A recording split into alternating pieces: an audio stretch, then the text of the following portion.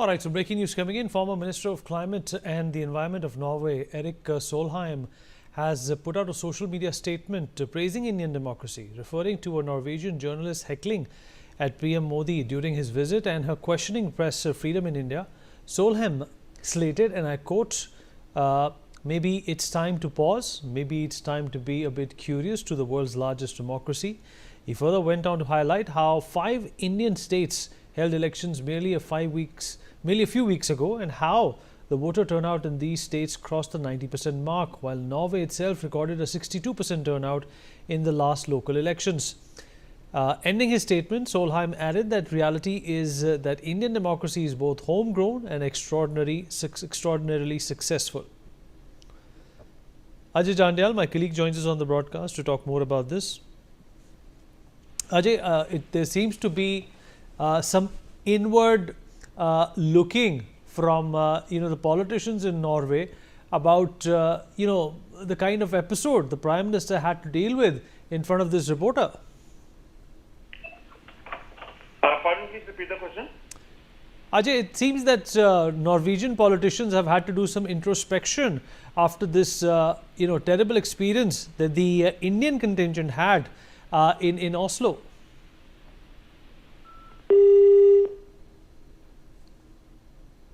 All right, there seems to be a problem with Ajay's connection. All right, well, Rome wasn't built in a day, nor were the ties between India and Italy. The bilateral relations between these two countries began thousands of years ago, when ancient India stood connected to some of the most powerful empires of the classical world. Two of the world's greatest civilizations connected across thousands of kilometers through trade, culture, diplomacy, and empire.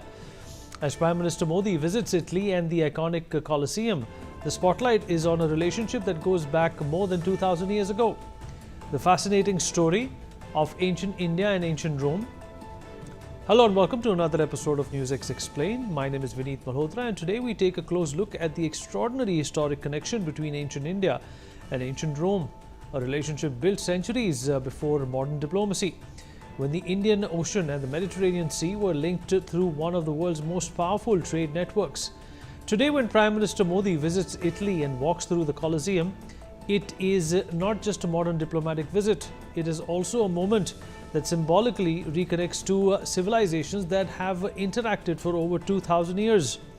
Long before airplanes, long before global summits, and long before the modern nation states of India and Italy exist, ancient India and the Roman Empire were already engaged in massive trade and cultural exchange. The story begins around the 1st century BC and the 1st century CE, when the Roman Empire was at its peak. Rome controlled vast territories across Europe, North Africa, and West Asia. At the same time, India was home to powerful kingdoms and flourishing port cities that were connected to global maritime routes. The Romans were fascinated by India. To them, India was a land of wealth, spices, luxury, precious stones, exotic animals, fine cotton, and incredible craftsmanship. And India, in turn, became one of Rome's most important trade partners. Ancient trade routes connected the Mediterranean world to the Indian subcontinent. Roman merchants would travel through Egypt, cross the Red Sea, enter the Arabian Sea, and finally reach India's western and southern coasts. Ports in present-day Kerala, Tamil Nadu, and Gujarat became major centers of international commerce. One of the most important ports was Muziris, located in present-day Kerala. Historians believe it was one of the biggest global trade hubs of the ancient world. Roman ships arrived at Muziris carrying gold coins, wine, glassware, olive oil, and silverware. And what did they take back? Spices, particularly black pepper, which was incredibly valuable in Rome. In fact, in the Roman world, Indian pepper was so important that it was often called black gold. India also exported ivory, pearls, gemstones, silk perfumes, fine cotton textiles, and even exotic animals. The demand for Indian goods in Rome was enormous. So enormous that some Roman writers actually started complaining about it. One of them was Pliny the Elder, a famous Roman historian. Pliny complained that Rome was losing massive amounts of gold every year to India because Roman elites were buying too many luxury products from the East. He even warned that India, China, and Arabia were draining Rome's wealth. There is archaeological evidence to support this. Thousands of Roman gold and silver coins have been discovered across South India, particularly in Kerala and Tamil Nadu. Coins of Roman emperors like Augustus, Tiberius, Nero, and Trajan have been found in large numbers. These discoveries show just how extensive the India-Rome trade network really was. And this trade was made possible by a major maritime breakthrough, the discovery of the monsoon wind system. Ancient sailors learned that the seasonal winds of the Indian Ocean could help them sail directly between the Red Sea and India much faster. This transformed maritime trade. It allowed Roman ships to travel to India more regularly, more safely, and in much larger numbers. In many ways, the Indian Ocean became the ancient world's version of a global trade superhighway. One of the most important historical records of this period is a text called the Periplus of the Erythraean Sea, written by an ancient Greek merchant. The text describes India's ports, trade practices, goods shipping routes, and marketplace in extraordinary detail. It shows that India was not an isolated civilization. It was a central player in global trade more than 2000 years ago. But the India-Rome connection were not just about money or commerce. It also created a cultural exchange between the two civilizations. Roman pottery, glassware, and ceramics have been found in Indian archaeological sites, while Indian goods and designs became popular inside the Roman world. Indian ivory was used in Roman art, Indian textiles were considered luxury products, and Indian spices became an essential part of Roman elite life. Some historians even believe that artistic and sculptural influences traveled between the two civilizations through these trade networks. There are also references to diplomatic contacts. Historical accounts suggest that Indian envoys may have visited the court of Roman Emperor Augustus. This is extremely significant because it shows that ancient India was engaging with global powers through diplomacy and statecraft even in the classical era. Now fast forward to today, as Prime Minister Modi visited the Colosseum, the symbol of imperial Rome. The moment carries deep historical and civilizational meaning. The Colosseum is one of the greatest engineering achievements of the ancient world, built nearly 2000 years ago. It represented the power scale and the ambition of the Roman Empire. And during that same period, Rome was connected to India through massive oceanic trade routes. So in many ways, the Modi visit also symbolically reconnects two of human history's oldest continuous civilizations. It also highlights something very important. India's global connections are not new. India has been a major civilizational and economic force. Today, India and Italy are building a modern strategic partnership from defense, technology, energy, from trade, cultural diplomacy. The relationship is expanding rapidly. The partnership is unique. It also rests on deep historical foundation, a foundation built over thousands of years. And when the Romans came in search for spices and wealth, then the Indian ports were connected to the Eastern world, to the Mediterranean, and when two great civilizations discovered each other through trade, culture, and human exchange. We're going to talk about this with our guest. Joining us on the show at this point in time, on top of the show, is Mr. Abhijit Chawla, historian. Abhijit, pleasure having you back here again, and good to see you. Well, what do you make of this proximity and this newfound bonhomie between India and Italy? Of course, back in the days, it was the Roman Empire. Of course, a lot of folklore, a lot of classic text pertaining to Julius Caesar or Augustus, and some of the other leaders like Nero, even Caligula, have been a thing that Indians have admired and appreciated. But what is so unique to you about the association between these two great civilizations? Good evening, and it's great to be back. So India and Rome, like you explained very well, we have an ancient relationship.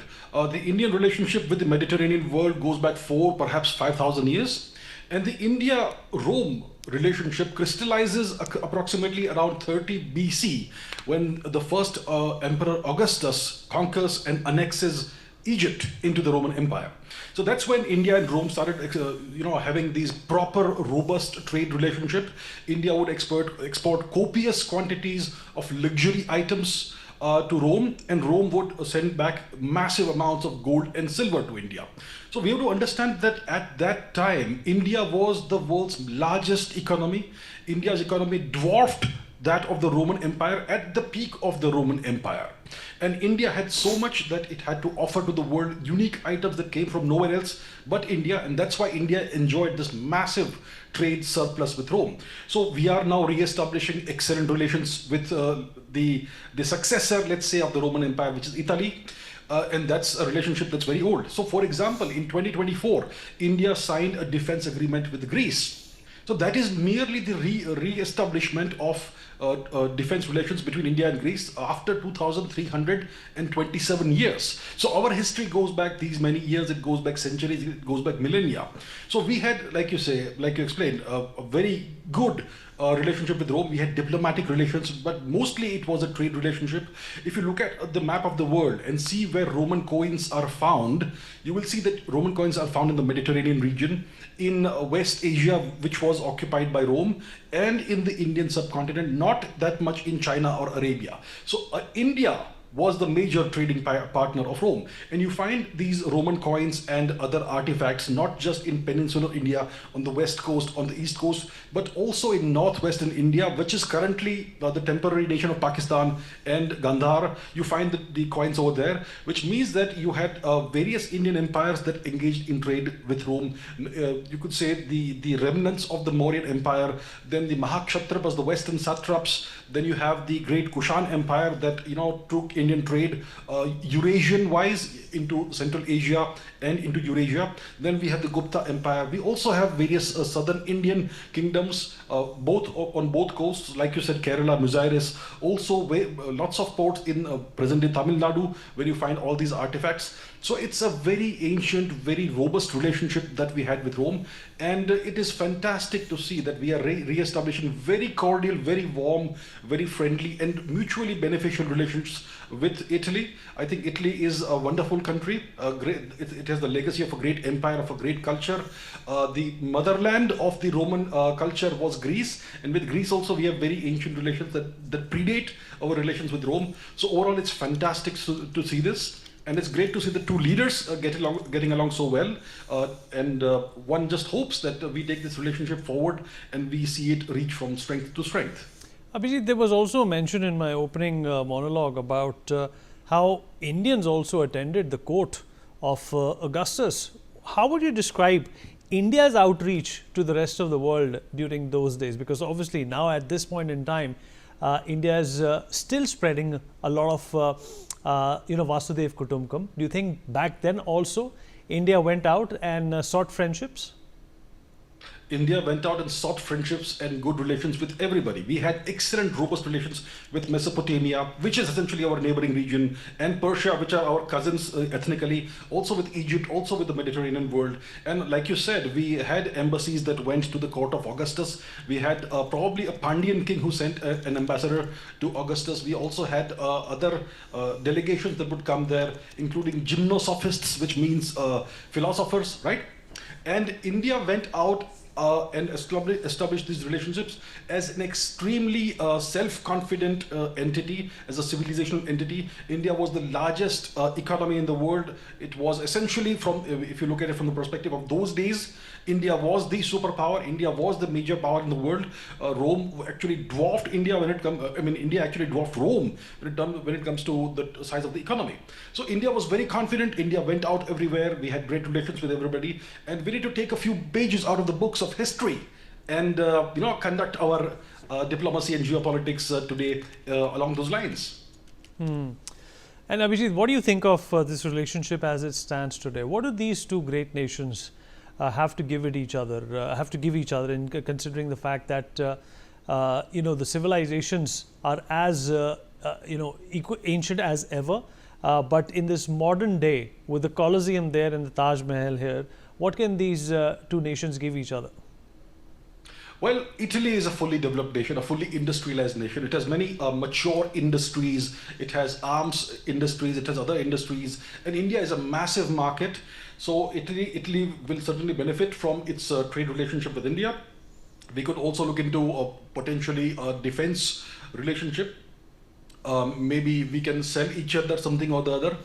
Perhaps we have the world's best battle-tested air defense system. If Italy needs that, we can look into that. The Italians make a lot of high-quality helicopters and whatnot and other defense equipment. Maybe we can import some of that. So that's one angle we can look into. Also, non-defense, when it comes to Indian exports, we export textiles, we export generic drugs. We have the best IT sector in the world. That's something we can offer to Italy. So I think there's plenty of sectors and fields in which we can look into the relationship, and there's plenty that we can offer to each other. Overall, the relationship, as always, has to be a mutually beneficial one.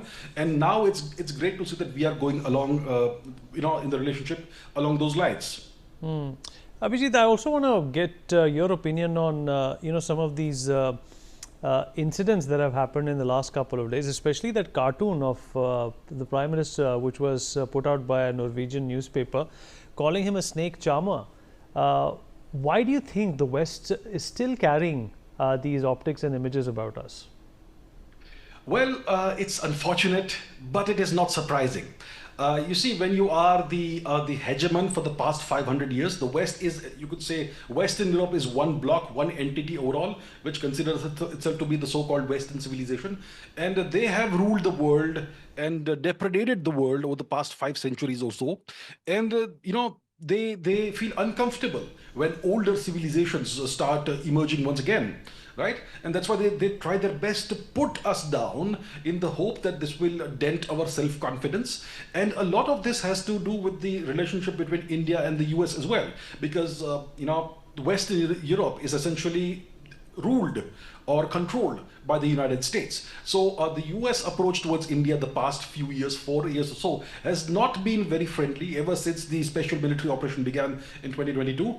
And you will see that these cartoons and these editorials come out from time to time in the West, putting down India, disparaging India in various ways. And you had the incident of that so-called journalist who tried heckling Prime Minister Modi. So my perspective is that we need to, not be surprised about this, and we don't need to give too much importance to these people.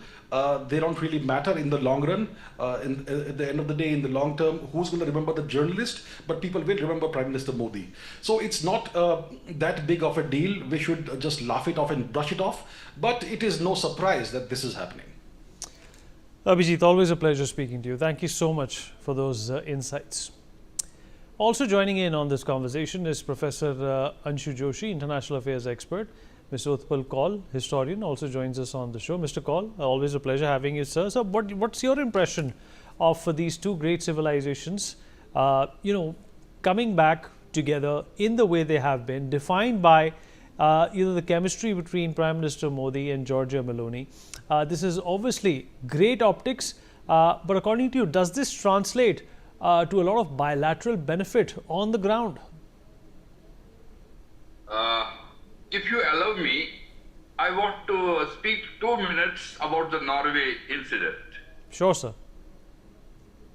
You see, I am working with Norwegians for the last 40 years. And thousands of Norwegians know my name, know me by person. And I must have given nearly 500 lectures to Norwegians about India, about Indian culture.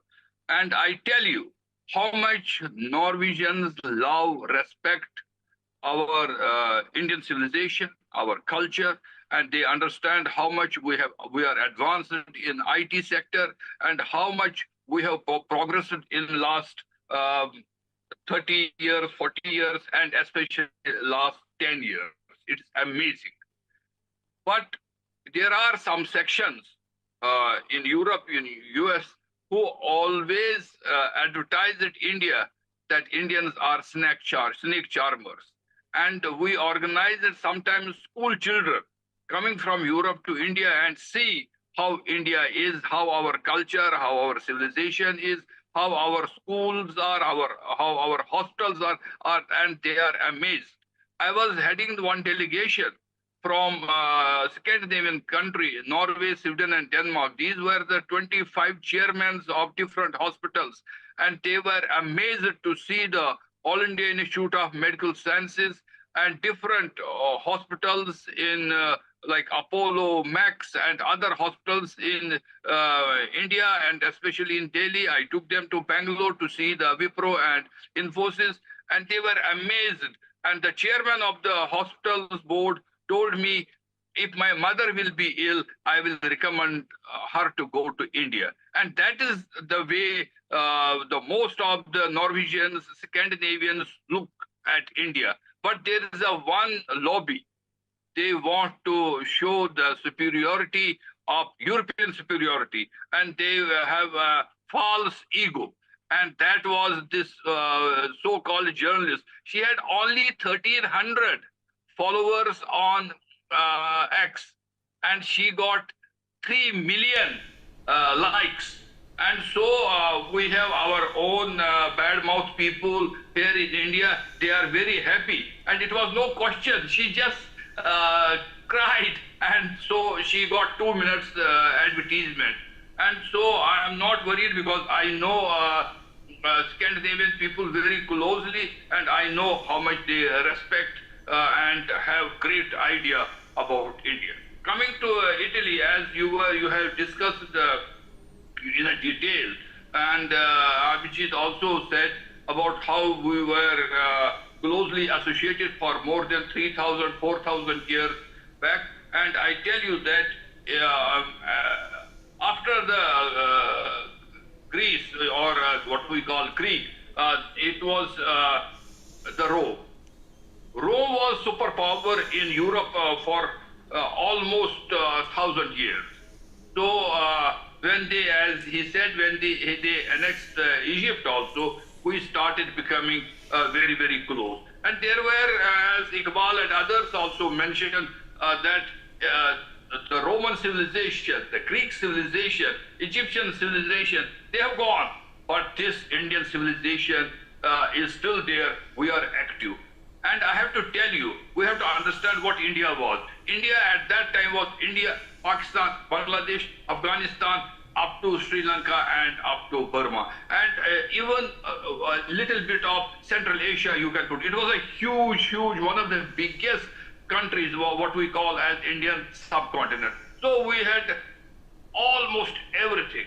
And Indians have so much of love for gold and silver. So we were giving lot many things, and especially from Kerala, we were supplying spices. And these Europeans, Romans and other Europeans, they had not seen that. They knew only the salt and this red chilies and green chilies and few spices. And as Abhijit also said, when they saw the black pepper was at the rate of gold. It was like a gold, and when the suppliers would come, it would be army would be like the safeguard. They were security guards. Army was the security guard for black pepper. That was the importance of those spices in Rome, in Italy.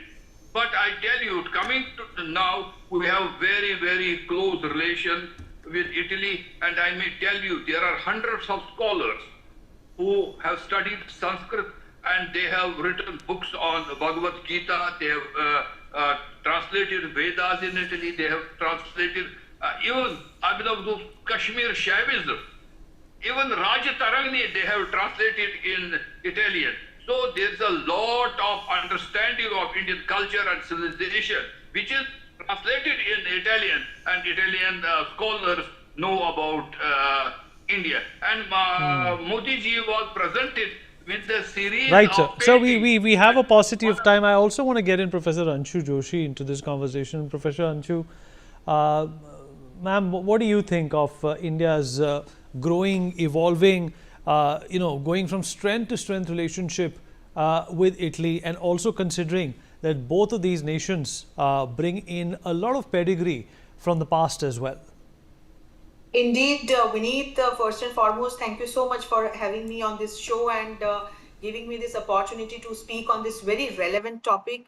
Indeed, we can see a great momentum between the two nations, and in past couple of years, we have seen that how India has shifted from optics-based bilateral relations to tangible outcomes-based bilateral relations. And that's where we have been enjoying a special strategic partnership with Italy now. And this partnership, the pillars, they are strongly rooted in the ancient relations, the civilisational connects that we both had since over 2000 years, and driven by primarily the maritime spice route and trade, wherein a booming trade network was present between the two nations. Italian ports were a part of the ancient spice route, wherein India was a spice sender country. So Romans sent gold, silver, coral, and wine to India, wherein India sent spices, textiles, and precious gems to Italy. On the other hand, we always had cultural and linguistic links also, wherein culturally the Romans called us Indi and we called Romans Romaka.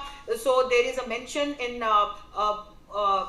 literatures of both the countries of our culture and our civilizational connects, and we could also see various travelers from Marco Polo to Niccolo de Conti coming to India, sharing linguistic philosophy, legacy of their country with our country, and so on. And on these pillars now we can see that the optics have been already translated into a great strategic partnership, wherein there is a strategic focus on emerging technologies, novice technologies like AI, in the area of defense and security.